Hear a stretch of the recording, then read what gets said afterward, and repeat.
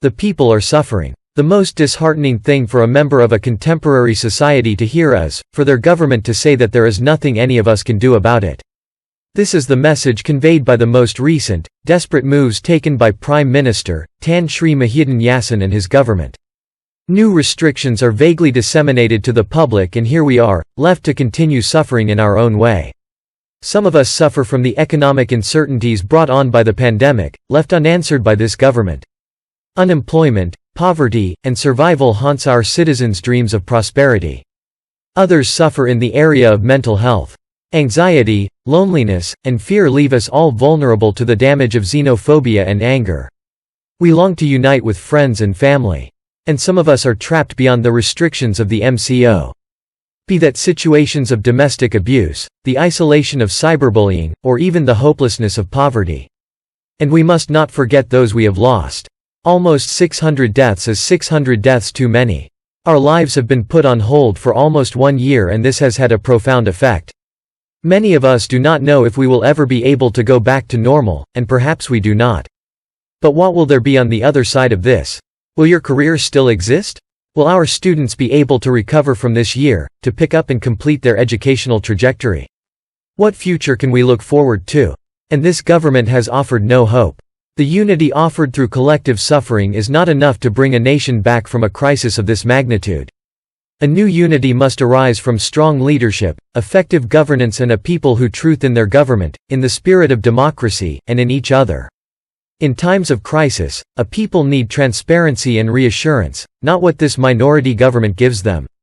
Not these sporadically planned announcements that give no clarity, no planning, and no sympathy for the people's needs. Instead, they incite panic as clouds gather. Muhyiddin has plunged this country into a sea of contradictions. MCO is becoming an annual exercise in futility, robbed of the meaning that gives life to tradition, leaving only the shell of a custom that produces no results. What was once called conditional, looks more and more permanent. The recovery was anything but. So, we are back to the point where we started.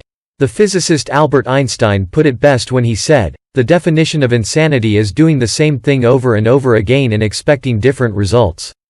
Muhyiddin and his government have brought Malaysia to the brink of insanity. What the government ought to be doing is helping the people to again believe in themselves, and the strength we possess as a united nation. Malaysia should be able to enjoy the fruits of flattening the curve and being a global leader in the struggle against COVID-19. Instead, the government has patronized the people, treating them as insolent children in need of punishment. No, the people are what makes Malaysia. And if a government cannot trust its people, then how can it expect its people to trust the government in return? Let alone follow the constantly evolving SOPs that they hand out. The government should be offering a consistent, detailed plan. A plan that calls for actions, holds itself to milestones and goals. When we all see ourselves as stakeholders in building our future, then we hold each other accountable, and this is the beautiful spirit of democracy brought to life. While the present government waits for change to come to it, the strategy needs to be effecting change today so that tomorrow may be better. The present government asks us all to sacrifice, for we are all in this together, yet the government gives no evidence that it suffers along with the people, that it actually stands with the rakyat. With each passing day, the restoration of this trust gains a new hurdle under the leadership of Prime Minister Muhyiddin. This reckless and desperate declaration of emergency, devoid of rational basis, places a chasm between the people and their government. Where the fear of the blurring line between democracy and dictatorship is upheld by Muhyiddin's appeal to trust him. A trust that withers by the day with each MP withdrawing their support.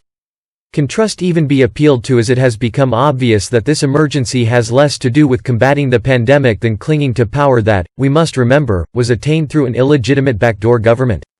Are we to trust the words of an individual who betrayed his prime minister, his party, and by extension his coalition, and most criminally the trust and mandate of the rakyat? Clarity and assurance are the first step in rectifying this negligence. The people should know that their government hears their voice and is working to solve their issues. The government should be promoting the advancements of science, and offering a level of reason to the public discourse that dismisses the false claims and conspiracy theories, instead of muddying them with shadowy uncertainty. Once communication is clear, then our actions need to embody a nationwide effort to combat the virus and return economic confidence. This will not be easy, and no one person can do it alone. More sacrifices stand to be made, but with good governance and restored trust we can collectively weather this storm. I have announced our intention to appeal to the Yang di Pertuan Agong, to defend the Constitution and the Rakyat from this egregious abuse of power. Also, our legal team has been instructed to prepare the application to challenge the Prime Minister and the Government of Malaysia on their baseless declaration of a state of emergency. I implore you all, my fellow Malaysians, to not despair. In our diversity, our multicultural society, and our creative contrast we have at our disposal the best of all possible worlds. We must continue following SOPs, most importantly wearing our face masks properly, maintaining proper social distancing, and washing our hands. If you can stay home, please do. We have to keep ourselves healthy to relieve the burden on our healthcare system, and the true heroes that keep it afloat against unsurmountable pressure. Random acts of kindness are the easiest, and most effective demonstrations of our unified commitment towards actual solutions and a better tomorrow. I implore us all to do your part and for our government, to seek the restoration of trust that has tragically waned in the past months since this virus befell us. For the people are suffering. But we must not lose hope that our sacrifices will pay off soon enough. We must not pass over the lessons to be taken from this past year, but work to constantly improve ourselves and each other.